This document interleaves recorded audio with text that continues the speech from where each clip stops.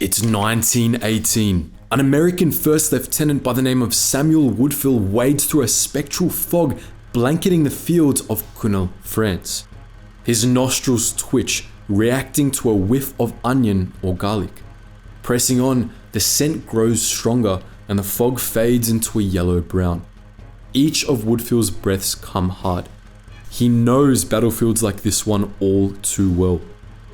A tremendous crack ruptures the silence, and there's a long moment between that first shot and the next in which Woodville's men stand dumbfounded, unsure if this is real or another nightmare.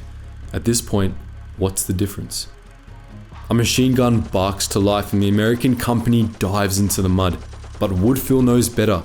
If they stay where they are, it's just a matter of time before the Germans get them, or worse, the mustard gas. He begins in an arc through the fog, ready for anything.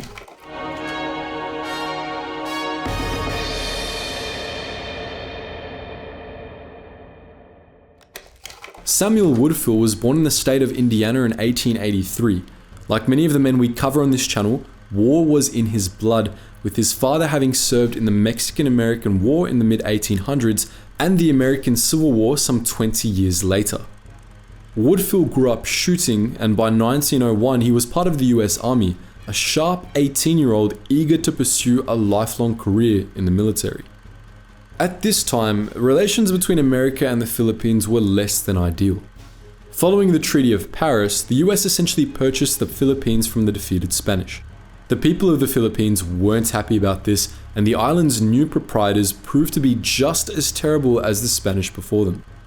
A war broke out between the Filipinos and occupying Americans.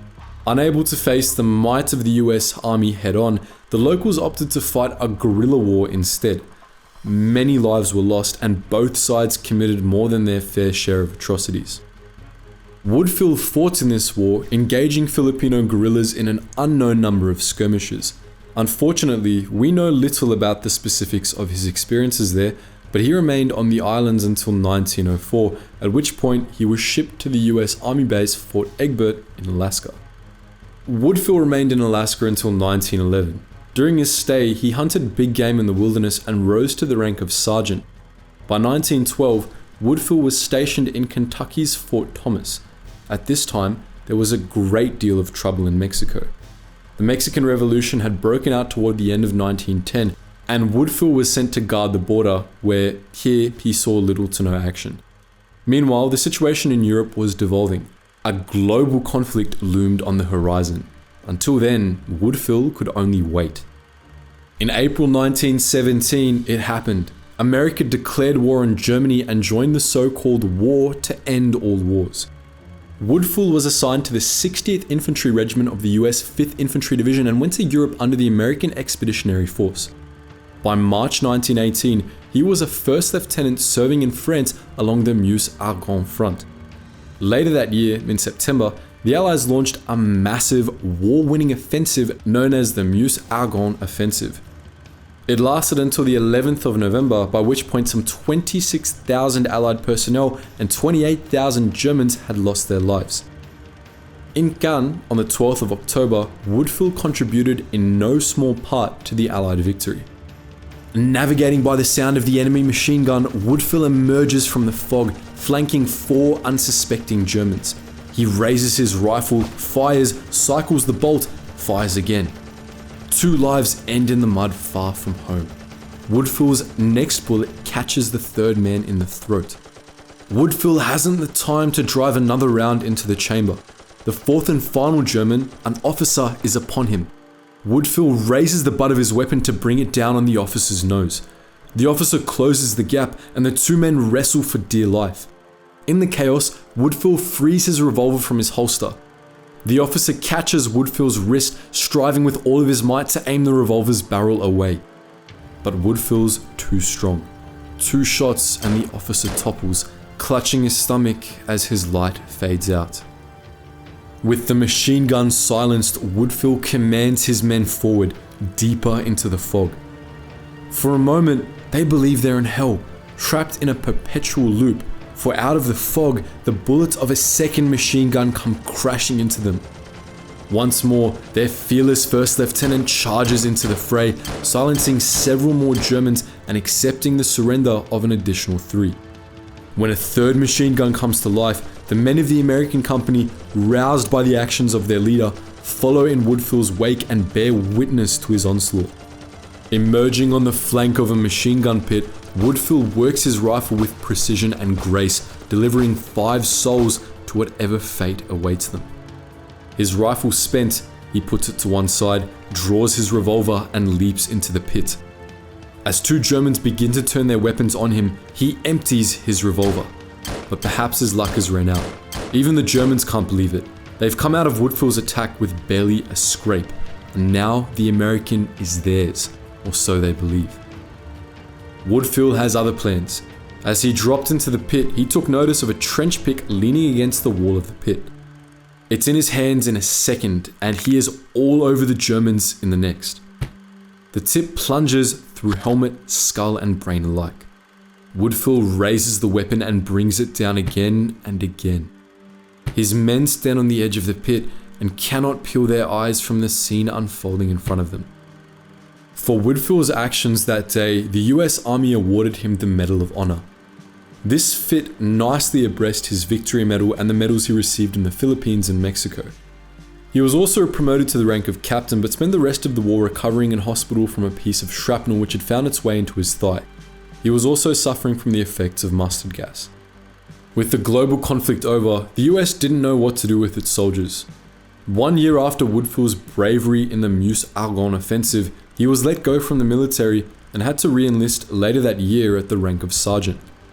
Woodville's new position was not enough to pay the bills and support his wife, whom he married back before he left to fight in the Great War.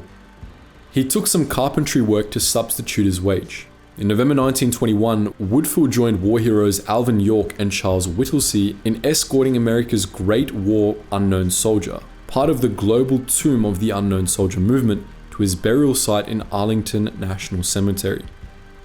Then, in December 1923, Woodville left the army once again, this time by choice. For the next 20 years, he struggled to make a living, and his life took a turn for the worst in March 1942 when his wife died. Perhaps unsure of whom to turn to, and with America entering the Second World War, Woodville signed on as a commissioned major in the US Army, working as an instructor in Birmingham, Alabama, for much of the conflict. He was also part of a campaign to boost national spirit and enlistment, but was never one for theatrics, stating, "I'm tired of being a circus pony. Every time there's something doing, they trot me out to perform." As terrible as World War II was, the conflict had extricated Woodville from the muck. In 1944, he was forced out of the military at the mandatory retirement age of 60, opting to live out his days on a farm in Indiana. He died at the age of 68 in August 1951. Despite all the ups and downs of Woodville's life, John J. Pershing, the American general who oversaw the Meuse-Argonne offensive, famously deemed Woodville the most outstanding soldier of the First World War. But what do you think? Had you heard of Woodville before today? Do you know anything about him that we didn't cover in this video?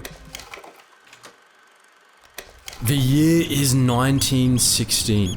HMS Chester, a town-class light cruiser, steams ahead of the 3rd Battlecruiser Squadron of the Royal Navy's Grand Fleet, a formation of 151 warships. Chester's objective? To scout out some distant gun flashes through the thick afternoon mist. Manning one of the cruiser's breech-loading 5.5-inch naval guns, an imposing piece of ordnance weighing over 6 tons or almost 14,000 pounds, is an English lad of just 16.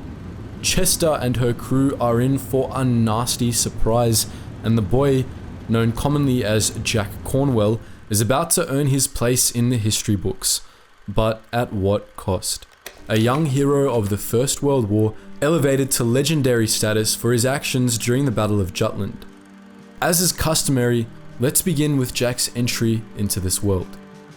John Jack Travers Cornwell was born on the 8th of January in the year 1900 in Essex, England. His family moved to Newham sometime before Jack found himself in the Great War. He went to Walton Road School until he was 14 and was also in the Boy Scouts. When the war began, his father, Eli, volunteered to fight and was deployed to France. It was around then that Jack tried to join the Royal Navy. Despite his eagerness to stand tall and serve his country like his father, he was rejected due to his age. To pass the time, Jack took up employment as a delivery boy. Then, in October 1915, he reapplied for the RN and got the thumbs up. He underwent his basic training at HMS Vivid, a naval barracks in Plymouth, England, and then received additional training as a sight setter, meaning it was his job to set the gun sights on naval guns to the proper elevations in combat. By 1916, Jack had attained the rank of Boy First Class and was serving aboard Chester under the command of Captain Robert Lawson. Chester was originally built for the Greeks, but the UK bought the cruiser in 1915, intending to make use of it in the Great War. The vessel entered service just a few weeks before the Battle of Jutland, where it would sustain more than a little damage. In short, the Battle of Jutland was a naval engagement in which the Grand Fleet fought the Imperial German Navy's High Seas Fleet in the North Sea off Denmark's west coast. The Germans, intending to weaken the British blockade of Germany, planned to lure some of the numerically superior British Grand Fleet's battlecruiser squadrons into an engagement with their main force. After some of the Grand Fleet's forwardmost ships, under the command of Admiral David Beatty, made contact with the Germans on the afternoon of the 31st of May 1916, the German High Seas Fleet gave chase, eager for a more full-on battle. As the sun set that night, the two giant fleets went toe-to-toe, resulting in a terrible loss of life and thousands of tons of wreckage sinking below the waves. Before that massive engagement took place, however, British Admiral John Jellicoe, who was in charge of the Grand Fleet, ordered the 3rd Battlecruiser Squadron, commanded by Rear Admiral Sir Horace Hood, to steam ahead and see just what the heck was going on with Admiral Beatty's force. At the sword tip of the 3rd Battlecruiser Squadron was, of course, Chester, with one of its 5.5-inch guns manned by our boy Jack Cornwell. Cutting through the misty waves of the North Sea en route to God knows what, Chester's crew grow more agitated by the minute. There's still gunfire ahead, though it has the eerie distance of a dream. That's when a 150mm German shell explodes on Chester's deck, turning the dream into a nightmare. Splinters and human limbs spray out in every direction. Another shell hits. More splinters, more limbs. 4 Kaiserliche Marine cruisers, each ship as large as Chester, emerge from the mist, guns blazing. Jack works with his gun pointed to sight an enemy vessel and fire back, but the deck is chaos. Shell after shell finds home. The open-backed shells of the deck guns providing far less protection to their operators than they ought to. As many as 18 shells ravage the light cruiser, and up to 35 British sailors are mortally wounded or already dead. Jack is among the former. He's the only man still standing at his gun as Chester turns and flees the German attack. A smoke cloud trailing behind it. Shards of steel jut from Jack's chest and blood swells through the fabric of his suit. He feels woozy, but he has a job to do.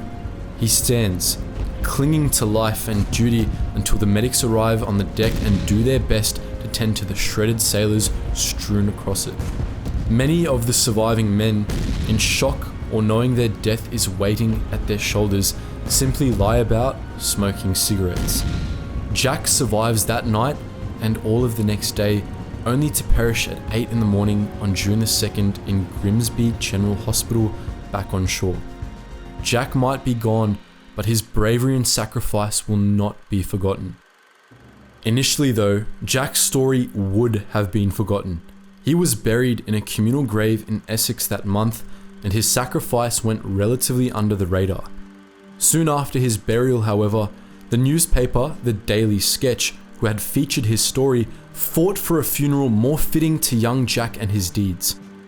In July, Jack was reburied with full military honours and a funeral procession that included lads from Jack's old school, some Boy Scouts, and a complement of sailors from Chester.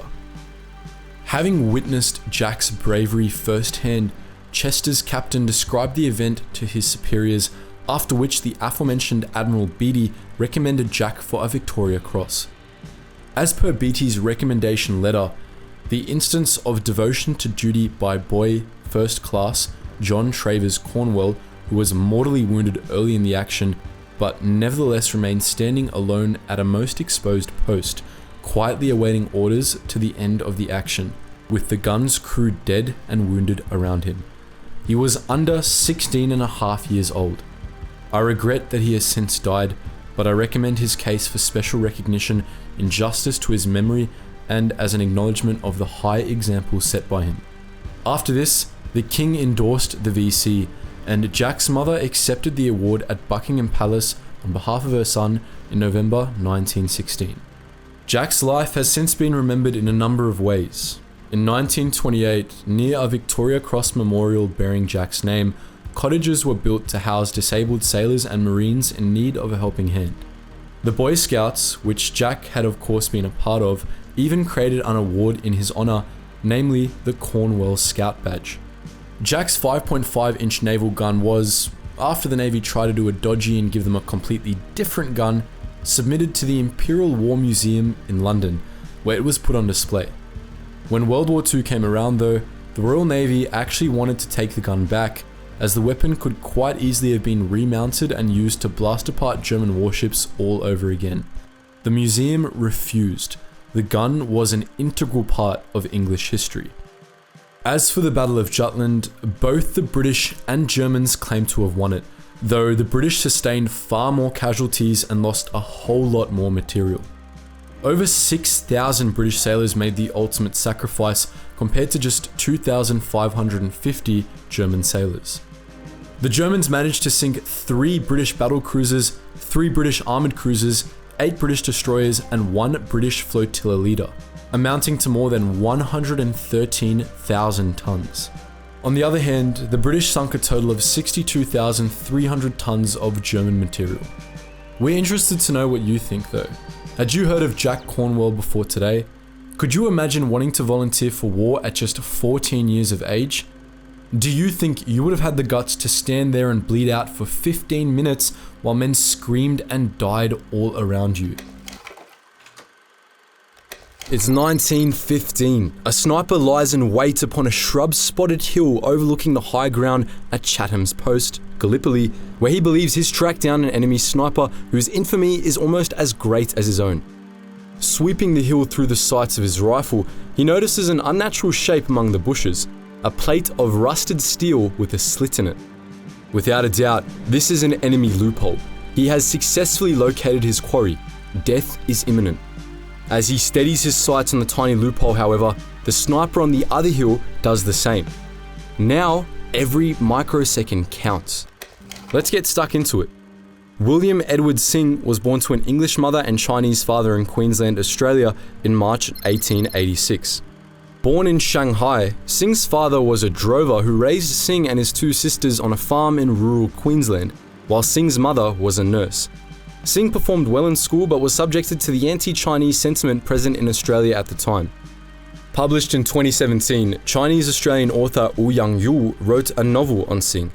In this novel, which we might accurately describe as a fictionalized biography, Yu attempts to recapture what may have been going through Synge's mind regarding Australia's racial prejudices and Synge's mixed heritage. You are no good mates, you are neither here nor there. You've got the wrong skin, you've got wrong-shaped eyes, and your dad came from a place we all despise. After school, Synge took what work he could, tending to horses and shooting to earn a living. In 1910, he moved to the town of Prosperin and worked as a cane cutter. While here, Synge joined a local rifle club sponsored by the Australian military and realised very quickly that in the domain of marksmanship, he was unmatched. He won a number of prizes for his skill with a firearm. In July 1914, World War I broke out and Synge found he had itchy feet. On the 24th or 26th of October, he enlisted in the Australian 5th Light Horse Regiment of the Australian Imperial Force. At his medical examination, Synge weighed just 64 kilos or 141 pounds, and one of his comrades would later describe him as such. A little chap, very dark, with a jet black moustache and goatee beard. A picturesque looking man killer. After a stopover in Egypt, Singh was in Gallipoli, Turkey by May 1915, fighting for the Allies in the Australian and New Zealand Army Corps and against the Ottoman Empire. More specifically, Singh first served at a place called Chatham's Post, where his skill with the Lee Enfield 303 set him apart as one of Anzac's deadliest men. But a sniper is nothing without their spotter, and throughout Singh's time at Chatham's Post, two men, possibly among others, had the privilege of fulfilling this role: Ian Idris and Tom Sheehan. According to an article by Barry McGowan in the Australian Dictionary of Biography, by the time Idris arrived at Chatham's Post in August 1915, Singh had already slain 105 Turks. By October, that number had increased by near on 100. On Singh's morality, the accounts seemed to vary a little. Frank Reed, an Australian private who served with Singh, had the following to say: "Every time Billy Singh felt sorry for the poor Turks, he remembered how their snipers picked off the Australian officers in the early days of the landing, and he hardened his heart. But he never fired at a stretcher bearer or any of the soldiers who were trying to rescue wounded Turks." On the other side of the coin, according to John Hamilton, author of Gallipoli Sniper, The Life of Billy Singh, after spotting an injured Turk, Singh said, "I'll put that poor cuss out of his agony," and just shot him. He was a very tough man. But these are just nuances, and nothing detracts from the fact that Singh was an absolute crack shot, well deserving of his various nicknames, the Assassin and the Murderer among them. While sniping at Chatham's Post, Singh was often so close to the Turkish trenches that their artillery couldn't touch him. He slew man after man. Between the hills of the Gallipoli Peninsula, with the Aegean glistening to the west, Singh's name ran out, and soon drew the ire of a sniper known to the Anzacs as Abdul the Terrible, a Turk who wielded a rifle named the Mother of Death. According to Ian Idris, Abdul studied the skulls of the Turks who Singh had shot to approximate Singh's position, narrowing it down to a trench. In the cover of night, Abdul dug his foxhole and waited. And that brings us back to the moment these infamous snipers caught sight of one another on the hills of Chatham's Post. With his sights steadied on the enemy loophole, the sniper's finger greets the trigger of his rifle and everything goes black.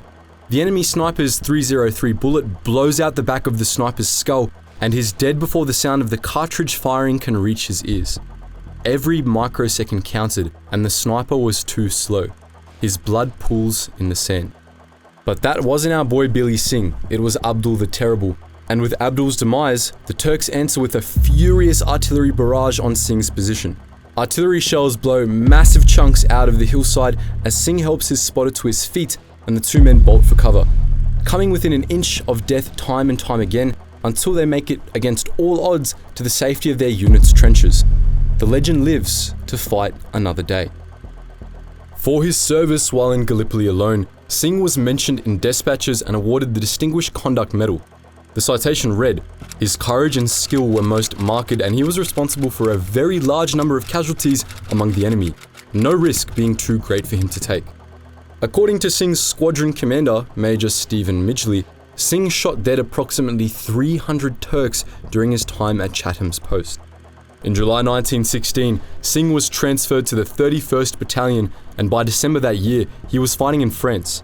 In March 1917, while fighting in the villages of Fleur and Goudecourt, Singh took a bullet in the leg and was shipped to the UK to recover. While in hospital, he wrote a number of letters, some depicting the horrors of France. What follows is an excerpt from one such letter, shared by the National Archives of Australia via the website Discovering Anzacs. If you wanted water, you had to take a pick and put in some hard work digging, and then the thaw came and we were bogged like sheep. Some places you would go down up to your waist and have to squeal for help to get out. It would break your heart to see the dead bodies lying around unburied. It's a wonder a man lasts at all. Also during his recovery, Singh met a woman and got married. By August 1917, he was back in the trenches, but in poor health due to his wounds and gas poisoning. Despite this, he led counter-sniper operations and received a number of awards for his actions. February 1918 gifted Singh with a bullet in the back, and soon after that, lung disease resulting from gas exposure ended his career in the military. By July 1918, Singh was back in Australia, though his wife remained in the UK. Singh spent the later years of his life in pain and died in May 1943, with relatively few remembering his name. His epitaph read, His incredible accuracy contributed greatly to the preservation of the lives of those with whom he served during a war always remembered for countless acts of valor and tragic carnage. While a number of efforts to shed light on Singh's story have since been made, this warrior still deserves far more attention than he gets. Have you heard of Billy Singh though? Do you know anything about him that we didn't cover in this video? Would you like us to cover more heroes of the First World War? Let us know all that and more in the comment section below. And as always guys, thank you so much for watching, and I hope you learned something new.